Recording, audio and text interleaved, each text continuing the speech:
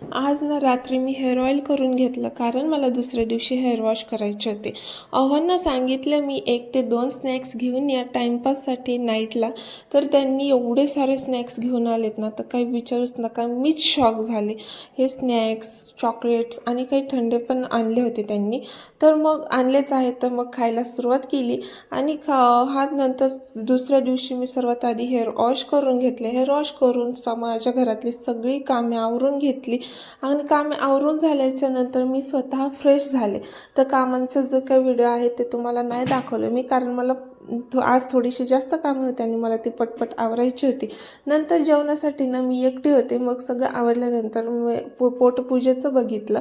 तर मग कोण कोण असं गॅसच्या हारावर भाकर भाजतं किंवा कोण कोण असं तव्यावरच भाकर भाजतं. आता मला माहिती आहे गॅसच्या हारावर भाकर भाजल्यामुळे कॅन्सर होतो, पण कधीतरी चलून जातं. मग मस्त असं छान जेवण केलं. जेवणामध्ये मी टोमॅटोची भाजी, भाकर आणि तोंडी लावण्यासाठी कांदा घेतला होता.